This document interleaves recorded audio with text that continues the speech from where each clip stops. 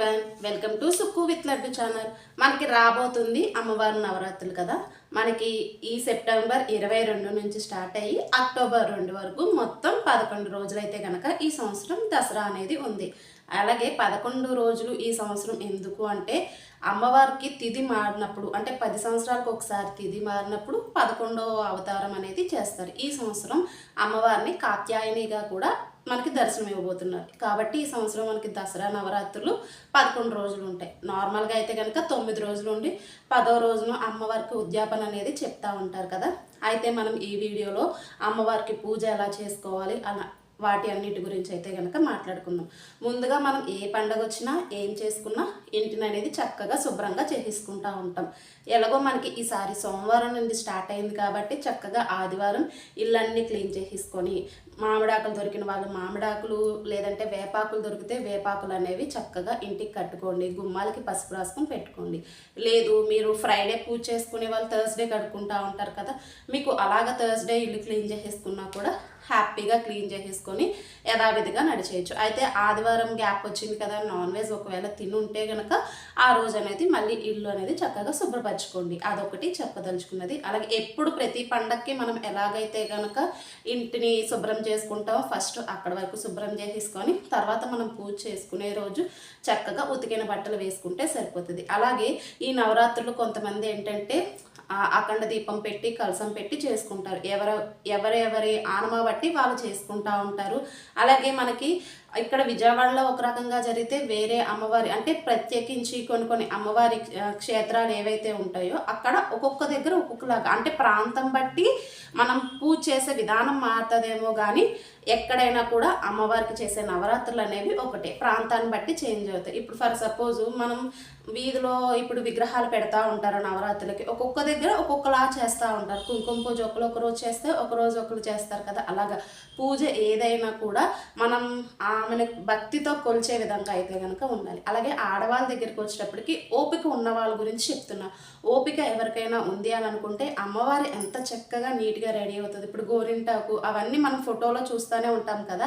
అలాగే మీకు ఎవరికైనా ఓపిక ఉంటే కనుక చక్కగా గోరింటాకు అవి పెట్టుకోండి. చేతులు నిండుగా గాజులు వేసుకోండి ఎవరికైనా ఇష్టం ఉంటే.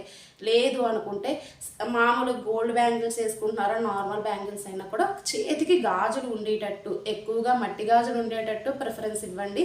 లేదు అనుకుంటే నార్మల్ గాజులైనా చేతికి ఉండేటట్టు ఉంచుకోండి. అలాగే సుమంగళీలు ఎవరైతే ఉన్నారో తాళు, నల్లపూసలు అవన్నీ, అంటే మంగళప్రదమైనవి ఏవైతే ఆడవాళ్ళకు ఉంటాయో అవన్నీ వేసుకొని పూజలు అయితే కనుక ఉండండి. అలాగే చాలామందికి మాకు కలసం ఆనమా లేదు, అఖండ జ్యోతి ఆనమా లేదు, అలాగే ప్రతి సంవత్సరం పూజ అనేది ఇప్పటి వరకు చేయలేదు, ఇప్పుడు చేయొచ్చు అనుకుంటారు. హ్యాపీగా చేయొచ్చు. అలాగే ఇవి పెడితేనే పూజ, అవి పెడితేనే పూజ అనేది కాదు. మనం చక్కగా భక్తి శ్రద్ధలతో మనకున్న దాంట్లో అమ్మవారిని అనేది మనం పూజించుకోవాలన్నమాట. అమ్మవారిని అనే కాదు, ఏ దేవుణ్ణైనా ఏ పండుగ వచ్చినా మనకున్న దాంట్లో భక్తి శ్రద్ధలతో పూజ చేసుకోవడం అనేది ఇంపార్టెంట్. తప్పితే మనం ఇవి పెడుతున్నామా అవి పెడుతున్నామా అన్నది ఇంపార్టెంట్ కాదు. మీరు అఖండ దీపం కలసం పెడితే వాటికి నియమాలు వేరేగా ఉంటాయి. అంటే అఖండ దీపం మనం ఎన్ని రోజులు ఉంటామో, అంటే ఇప్పుడు 11 రోజులు ఉంది కాబట్టి 11 రోజులు కూడా దీపం వెలగాలి. వాటికి కొన్ని రూల్స్ ఉంటాయి కదా. కొత్తగా స్టార్ట్ చేసి వాళ్ళు ఒకవేళ మీకు ఈ రూల్స్ అన్నీ ఏమైనా తెలియకపోతే ఒకసారి గుళ్ళో పంతులు గారి దగ్గరికి వెళ్తే హ్యాపీగా చెప్తారు. దాన్ని బట్టి మీరు ఫాలో అవ్వచ్చు. లేదు ఆ రూల్స్ అన్నీ మేము ఫాలో అవ్వలేమనుకుంటే చక్కగా ఇంట్లోనే అమ్మవారి ఫోటో ఉంటుంది. మన కనదుర్గం ఫోటో కానీ, లేదంటే ధనలక్ష్మీదేవి ఫోటో కానీ, లేదంటే లలితాదేవి ఫోటో కానీ, ఏ రూపంలో కొలుచుకున్న అమ్మవారు అమ్మవారి. మీకు ఇదేవి ఫొటోస్ ఏం లేవు మా దగ్గర అవైలబిలిటీలో లేవు అంటే చిన్న పసుపు ముద్దని చేసుకుని దాంట్లోనే అమ్మవారు ఉన్నట్టుగా మనం భావించి పూజ చేసుకున్నా కూడా చక్కగా ఆవిడే యాక్సెప్ట్ చేస్తారనమాట. మనం పూజించే విధానం భక్తి శ్రద్ధలతో ఎలా పూజిస్తున్నాము అన్నది అంతే కావాలి తప్పితే మిగతావన్నీ ఏం కాదు. అలాగే ప్రసాదాల దగ్గరికి వచ్చేటప్పటికి రోజు ఒక్కొక్క రకం ప్రసాదం అయితే కనుక చేసుకోవచ్చు. రవ్వ కేసరి, పులిహోర, పాయసం, పరమాన్నం, అలాగే కట్టె పొంగలి, నెక్స్ట్ వచ్చేసి కదమ్మం అన్నం. ఒక్కొక్క రోజు ఒక్కొక్కటి ఐటెం అయితే ఉంది. అయితే ఓపిక ఉన్న వాళ్ళు ఒక్కొక్క రోజు ఒక్కొక్క ఐటెం చేసుకోండి. మాకు ఓపిక లేదు అన్న వాళ్ళు ఏంటంటే మీ దగ్గర పళ్ళు ఉంటే పళ్ళు, పటికి బెల్లం ఉందా, పంచదార ఉందా, ఏది అవైలబిలిటీలో ఉంటే అది వేసి అమ్మవారికి మనస్ఫూర్తిగా అయితే కనుక దండం పెట్టుకోండి. అలాగే ఈ పూజలో అమ్మవారికి మనం ఎక్కువగా చలివిడి వడపప్పు పానకం అనేవి పెడతా ఉంటాం కదా. మీకు ఓపిక ఉన్న రోజులు ఒక్కరోజు ఈ వడపప్పు పానకం ఏదైతే ఉందో అవి చేసి పెట్టుకోండి. అంటే చలవదనం అంటారని చెప్పి అవి చేసి చక్కగా పెట్టుకోండి. అలాగే రోజు మనం పొద్దున్న సాయంత్రం దీపం పెట్టుకుంటే కనుక మంచిది. ఒకవేళ ఉద్యోగం రీచో లేదంటే ఎవరికి ఉన్న పనులు బట్టో మేము రోజు పొద్దున్న సాయంత్రం దీపం పెట్టుకోలేము అనుకున్న వాళ్ళు ఏదో ఒక పూట మీకు కన్వీనియంట్గా ఉన్న పూట మ్యాక్సిమం ఏంటంటే ఈవినింగ్ పూట దీపం పెట్టుకునేటట్టయితే కనుక ఎక్కువ ప్రిఫరెన్స్ ఇవ్వండి. మనకి దేవీ నవరాత్రుల్లో చూసారా రాత్రుల్లో ఎక్కువగా ఉంటాయి కాబట్టి అమ్మవారికి రాత్రి పూజ చేసుకుంటే చాలా మంచిది. మనకి 6-6:30 తర్వాత మీరు ఎప్పుడైనా కూడా చేసుకోవచ్చు. చక్కగా నిదానంగా కూర్చొని, నుంచొని ఉంటే మళ్ళీ ఎక్కువసేపు చేసుకోలేమో అని అనుకున్న వాళ్ళు కూర్చొని ఎవరు ఓపికను బట్టి వాళ్ళైతే కనుక పూజ చేసుకోండి. మనకి ఉపచారాలు పంచోపచారాలు ఉంటాయి. మనం పంచోపచారాలతో పూజ చేసుకోవచ్చు. పంచోపచారాలు అంటే ఏంటో చెప్తా.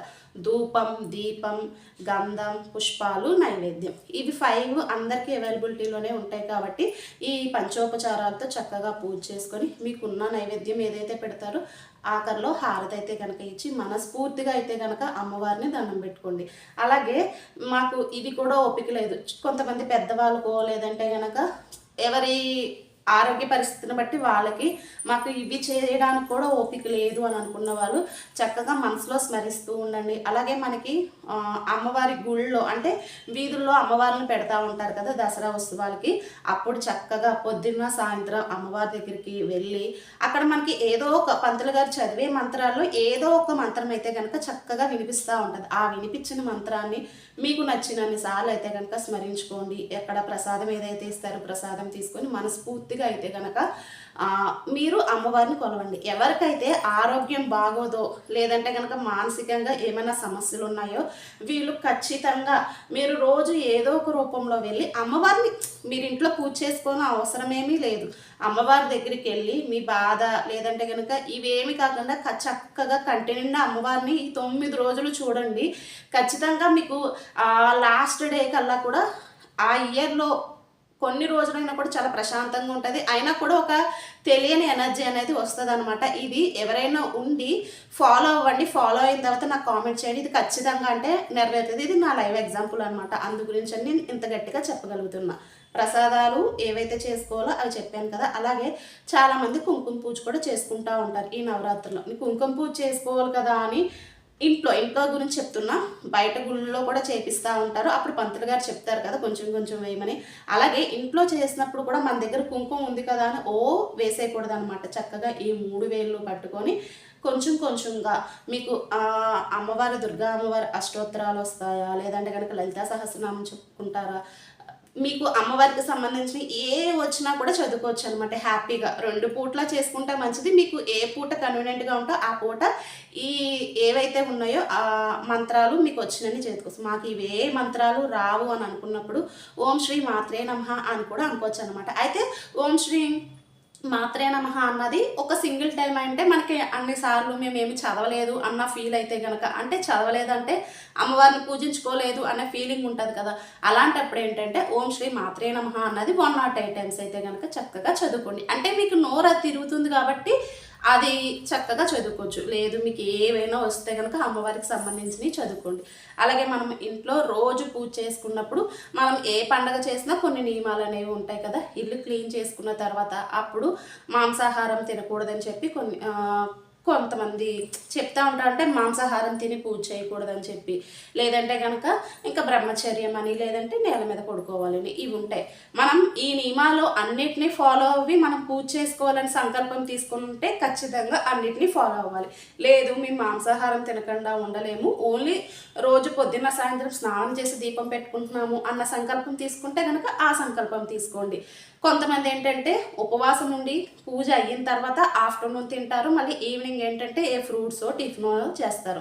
అలాగే నేల మీద అనేది పడుకుంటారు అనమాట. ఎవరు ఏ నియమం తీసుకుంటున్నారో ఆ నియమానికి కట్టుబడి ఉండాలి. నువ్వు ఈరోజు ఈ నియమానికి కట్టుబడి ఉండి నెక్స్ట్ డే ఉండలేను అన్నప్పుడైతే కనుక మీరు ఉండలేరు అన్నది మీకు ముందే తెలుస్తుంది. కాబట్టి చక్కగా ఆ నియమానికి అనుగుణంగా మీరు అనేది అమ్మవారిని స్మరించండి. అమ్మవారిని స్మరించాలి. స్మరించేటప్పుడు మీరు ఏ నియమం పాటించుకుంటారో అది మీకు ముందుగా తెలుస్తుంది కాబట్టి పాటించగలను అన్నది ఆ నియమం వరకే మీరు కట్టుబడి ఉండండి. మిగతా నియమాలు మీకు అవసరం లేదన్నప్పుడు ఆ నియమాలకు కట్టుబడి ఉండొద్దు. అంటే ఫస్ట్ నుంచే డే 1 నుంచే అలా చేసుకోండి.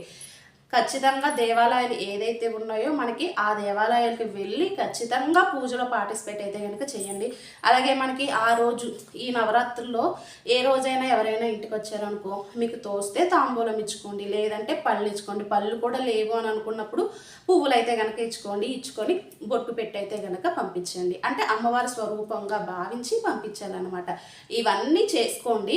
వీటితో పాటుగా ఏంటంటే మీకు ఎక్స్ట్రా మీరు రోజుకు అలంకరణ చేయగలను, మాకు ఇంట్రెస్ట్ ఉందంటే హ్యాపీగా చేసుకోవచ్చు. భక్తి కొలది మీరు ఎంతైనా చేసుకోవచ్చు, అంతే చేయాలన్నది రూల్ ఉండదు అనమాట. ఒక ఇంట్రెస్ట్ ఉంటే ఇంకొకరికి ఇంకొక ఇంట్రెస్ట్ ఉంటుంది కాబట్టి ఎవరి ఇంట్రెస్ట్ బట్టి వాళ్ళైతే కనుక హ్యాపీగా ఫాలో అయిపోండి. చాలా తేలికగా మీరు పొద్దున్న సాయంత్రం పూజ చేసుకునే విధంగా ఉండండి. ఎందుకంటే ఒక రోజు హెవీగా చేసిన తర్వాత మళ్ళీ ఇంకొక రోజుకి ఓపిక ఉండదు కదా. అలాంటప్పుడు ఏంటంటే మీరు ఏ రోజు ఏం చెయ్యాలి అని అనుకుంటున్నారో ఫస్ట్గానే చాలా సింపుల్గా పొద్దున్న సాయంత్రం రోజు నిత్య దీపం పెట్టుకోండి.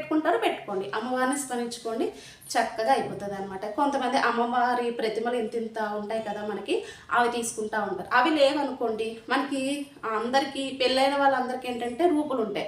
అవి మెడలో వేసుకోకుండా కొంతమంది పూజలో పెట్టి అవి మళ్ళీ తీసుకొని దాచిపెట్టుకుంటారు కదా, వాళ్ళు ఖచ్చితంగా ఆ ప్రతిమ మీద పెట్టుకొని కూడా కుంకుమ పూజ అనేది చేసుకోవచ్చు అనమాట. ఏదైనా అమ్మవారికి మనం చేసే పూజే.